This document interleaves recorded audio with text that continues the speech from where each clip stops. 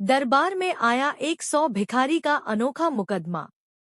दोस्तों, इतिहास में एक ऐसा दिन भी आया था जब सोने से सजा अकबर का दरबार 100 फटेहाल भिखारियों की आहट से कांप उठा था।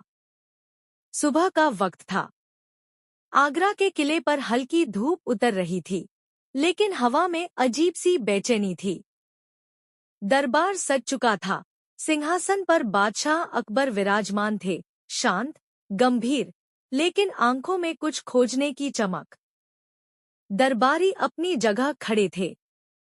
तभी दरबार के बाहर शोर उठा। पहले हल्की आवाजें, फिर कदमों की गूंज, और फिर हमें इंसाफ चाहिए, हमें बादशाह से मिलना है। दरबार का हर चेहरा चौंक उठा। अब सोचिए, कौन है जो सीधे अकबर के दरबार में ऐसे शोर मचाने की हिम्मत करे? दरवाजे खुले और जो दृश्य सामने आया, उसने पूरे दरबार की सांसें थाम ली। 100 भिखारी एक साथ, 1, 2, 10 नहीं, पूरे 100 भिखारी। फटे कपड़े, सूखे चेहरे, आंखों में भूख और गुस्से का मिलाजुला साया। लेकिन सबसे अजीब बात, उन सबके चेहरे पर डर से ज्यादा एक अजीब आत्मविश्वास था।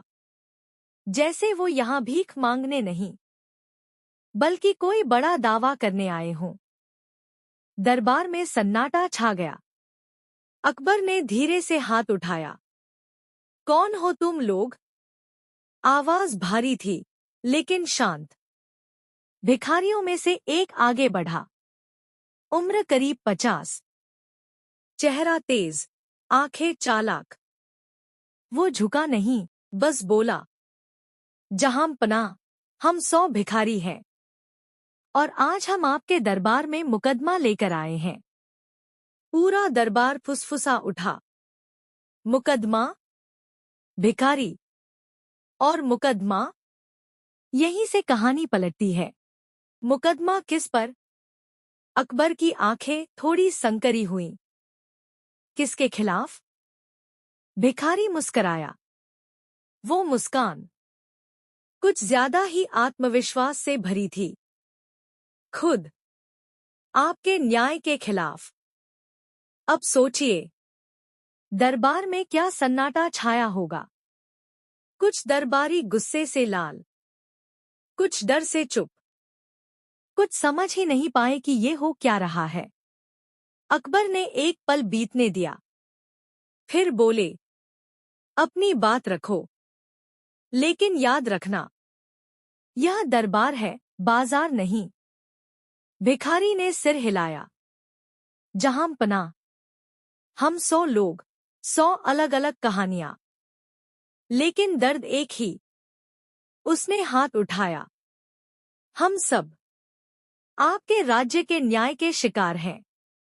दरबार में बेचैनी बढ़ गई।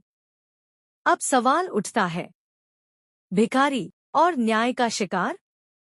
बीरबल की एंट्री। अब तक बीरबल चुप थे, सिंहासन के पास, हल्की मुस्कान के साथ, लेकिन उनकी आंखें हर चेहरे को पढ़ रही थी। बीरबल ने धीरे से कदम आगे बढ़ाया।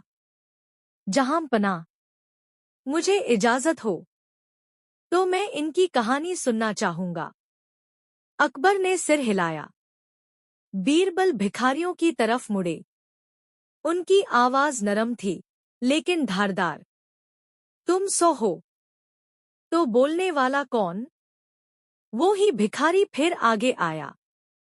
मैं, क्योंकि सच बोलने के लिए 100 जुबानों की नहीं, एक सच्ची जुबान की जरूरत होती है। बीरबल की मुस्कान थोड़ी गहरी हुई, लेकिन असली खेल अभी बाकी था। पहला रहस्य, भिखारी बोला, जहां पनाह, हम सब कभी गरीब नहीं थे। दरबार में हलचल। हम किसान थे, कारीगर थे, व्यापारी थे, लेकिन एक ही आदमी ने हमें इस हाल में पहुंचा दिया। अकबर सीधा बैठे। कौन? भिखारी ने उंगली उठाई। सीधे दरबार के एक कोने की तरफ। वहां खड़ा था राज्य का एक मशहूर सेठ। नाम था सेठ मणिलाल। मीठी जुबान, भारी सोना और शहर में इज्जत का पहाड़।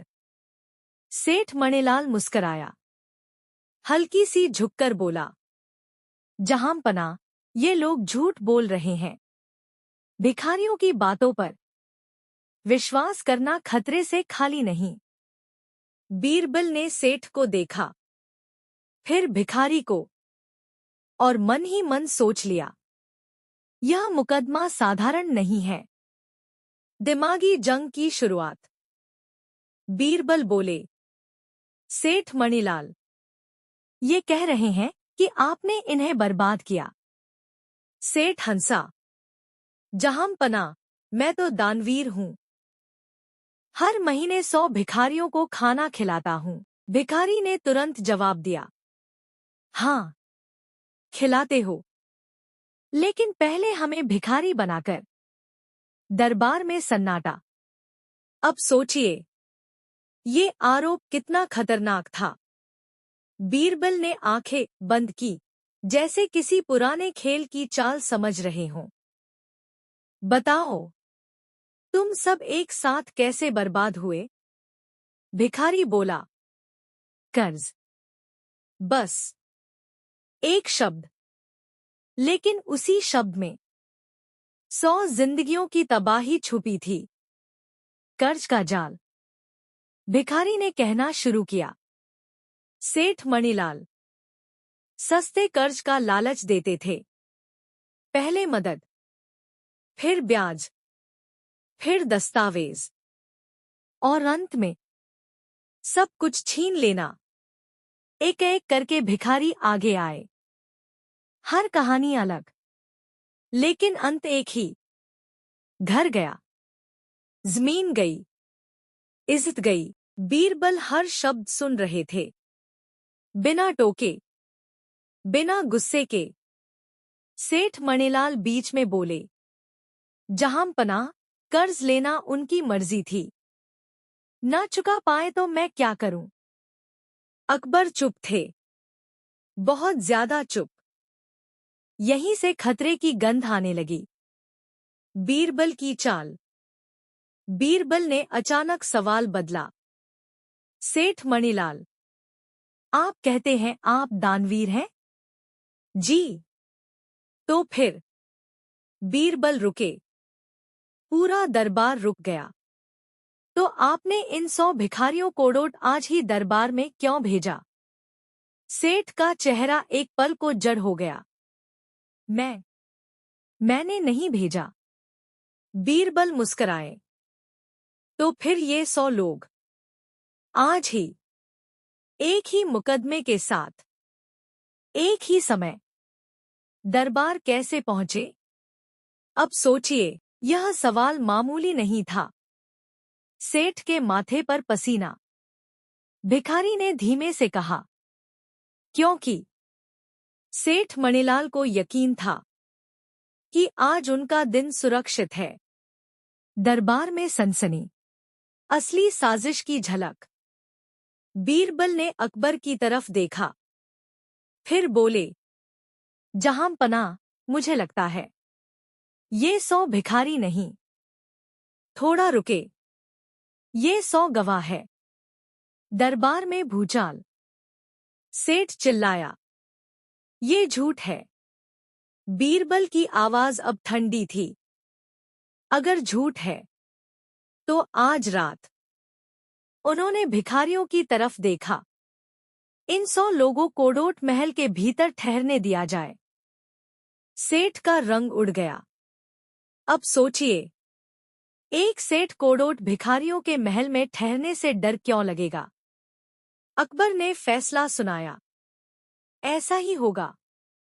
सेठ ने विरोध करना चाहा, लेकिन शब्द साथ नहीं दे पाए। रात का सन्नाटा। रात आई। महल के गलियारों में दियों की रोशनी कांप रही थी। 100 भिखारी एक साथ महल के भीतर। लेकिन ये भिखारी सोने नहीं आए थे। बीरबल चुपचाप एक एक को देख रहे थे। और तभी महल के पिछले हिस्से में एक परछाई हिली। अब सोचिए, कौन आया होगा इतनी रात? क्लिफहैंगर। एक भिखारी अचानक चिल्लाया। वो आ गया। दरबार के पहरेदार दौड़े। बीरबल तेजी से आगे बढ़े। और जो उन्होंने देखा वो सिर्फ एक आदमी नहीं था, वो था इस पूरे मुकदमे का असली चेहरा। बीरबल की आंखों में हल्की सी मुस्कान आई। उन्होंने खुद से कहा, अब खेल शुरू होगा, असली खेल। और दोस्तों, यहीं पर यह कहानी रुकती है, क्योंकि अगली सुबह जो फैसला आने वाला था वो सिर्फ 100 भिखारियों की किस्मत नहीं, बल्कि पूरे राज्य के न्याय की दिशा बदलने वाला था। तो तैयार रहिए, क्योंकि अगले भाग में बीरबल चलेंगे अपनी सबसे खतरनाक चाल।